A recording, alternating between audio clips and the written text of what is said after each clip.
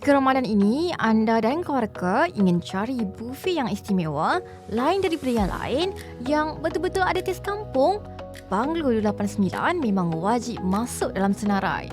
Tahun 2026, Banglo 289 tampil dengan konsep hidangan kampung dengan jiwa dan perjalanan. Bukan sekadar menikmati hidangan, tapi satu pengalaman unik yang bawa kita balik semula ke suasana kampung macam dulu-dulu.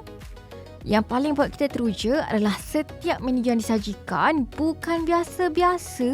Di sini ada daging rusa, dimasak ikut resepi tradisional, lembut dan cukup rempah ratusnya.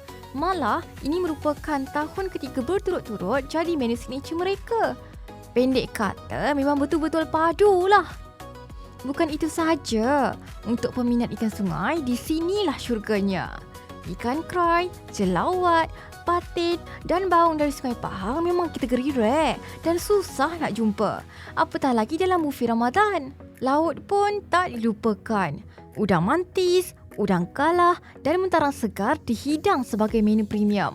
Besar, manis dan dimasak ringkas supaya rasa asli tu betul-betul keluar. Menu klasik Melayu memang lengkap. Masak lemak, asam pedas, lauk panggang berempah, sambal kampung, ulam-ulaman, sampai ke kuih muih dan pencuci mulut nostalgia. Sekali pandang meja, rasa macam berbuka kat rumah Tok Wan. Tahun ni, buffet Ramadan Banglo 289 ada di 3 lokasi.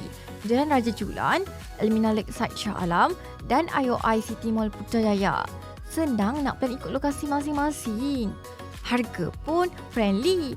Ada early bird discount sampai 20% dengan harga serendah RM95 seorang tapi terhad. Siapa cepat, dia dapat.